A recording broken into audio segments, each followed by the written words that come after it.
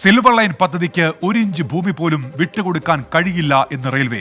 കേന്ദ്ര റെയിൽവേ ബോർഡിന് സമർപ്പിച്ച റിപ്പോർട്ടിലാണ് ദക്ഷിണ റെയിൽവേ ഇക്കാര്യം വ്യക്തമാക്കുന്നത്. സിൽവർ ലൈൻ ഭാവിയിൽ റെയിൽവേ വികസനത്തെ തടസ്സപ്പെടുത്തുമെന്നും അധിക ബാധ്യതയ്ക്ക് കാരണമാകും എന്നുമാണ് ഈ റിപ്പോർട്ടിൽ വ്യക്തമാക്കുന്നത്. സിൽവർ ലൈൻ പദ്ധതിയിൽ ദക്ഷിണ റെയിൽവേ സ്വീകരിക്കുന്ന നിലപാട് നിർണായകം. പദ്ധതി നടത്തിപ്പിന് റെയിൽവേയുടെ പിന്തുണ അനിവാര്യം. അതിനിടയിലാണ് പദ്ധതിക്ക് പിന്തുണയില്ലെന്ന് മാത്രമല്ല എതിർപ്പ് കൂടി അറിയിച്ച് ദക്ഷിണ റെയിൽവേ രംഗത്തെത്തുന്നത്. സിൽവർ ലൈൻ പദ്ധതിക്കെതിരെ നിരവധി തടസ്സവാദങ്ങളാണ് ദക്ഷിണ റെയിൽവേ ഉന്നയിച്ചിട്ടുള്ളത്.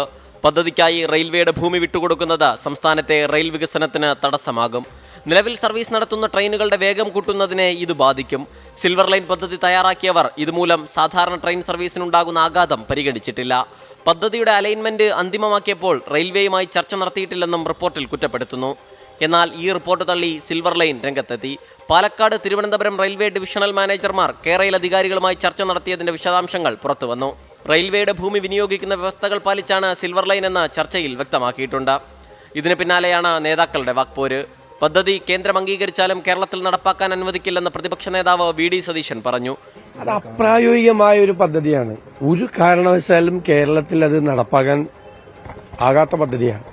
ഇനി കേന്ദ്ര ഗവൺമെന്റ് സമ്മതിച്ചാലും സംസ്ഥാന ഗവൺമെന്റ് സമ്മതിച്ചാലും അത് നടപ്പാക്കാൻ ഞങ്ങൾ സമ്മതിക്കുകയില്ല. അത് കേരളത്തെ പാരിസ്ഥിതികമായി തകർക്കുന്ന, സാമ്പത്തികമായി തകർക്കുന്ന വെറും കമ്മീഷന് വേണ്ടിയിട്ട് മാത്രമുള്ള ഒരു പദ്ധതിയാണ്. അതുകൊണ്ട് ഒരു പ്രയോജനം ഉണ്ടാവില്ല. 5 നയാ പൈസ ഉച്ചയ്ക്ക് കുട്ടികൾക്ക് ഉച്ചഭക്ഷണം കൊടുക്കാൻ പണമില്ലാത്ത സർക്കാരാണ് 2 ലക്ഷം കോടി രൂപ ഉപയോഗിച്ച് കേരളത്തിൽ റെയിൽ പണിയാൻ പോകുന്നത്.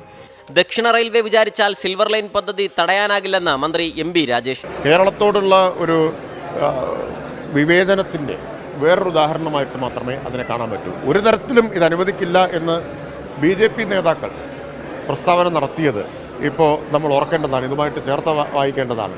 അപ്പം അത്തരത്തിലുള്ള ചില ഇടപെടലുകളുടെ ഭാഗമാണെന്ന് സംശയിക്കേണ്ടിയിരിക്കുന്നു. എന്തെല്ലാം ഉണ്ടെങ്കിലും ആത്യന്തികമായി ഇതിന് നേരെ കണ്ണടയ്ക്കാനും മുഖം തിരിക്കാനും കേന്ദ്രത്തിന് കഴിയില്ല എന്ന ഉറച്ച വിശ്വാസമാണ് ഞങ്ങൾക്കുള്ളത്. കേന്ദ്ര സർക്കാരിന് പദ്ധതിയിൽ താല്പര്യമില്ലെന്നും സിൽവർ ലൈൻ അടഞ്ഞ അധ്യായമെന്നുമായിരുന്നു കേന്ദ്രമന്ത്രി വി മുരളീധരന്റെ പ്രതികരണം. പദ്ധതി തുടങ്ങാനിരുന്നപ്പോൾ മുതൽ പ്രതിസന്ധികളും എതിർപ്പുകളും പലതു കണ്ടതാണ് സിൽവർ ലൈൻ. അതിനൊന്നും പൂർണ്ണപരിഹാരം ഇതുവരെയുമായിട്ടില്ല. എതിർപ്പുകളെല്ലാം അവഗണിച്ച സിൽവർ ലൈൻ പദ്ധതി യാഥാർത്ഥ്യമാകുമോ എന്നാണ് കേരളം കാത്തിരിക്കുന്നത്. സലിം മാലിക്, 24, തിരുവനന്തപുരം. പൊതുജനം കഴുതയല്ല സാർ.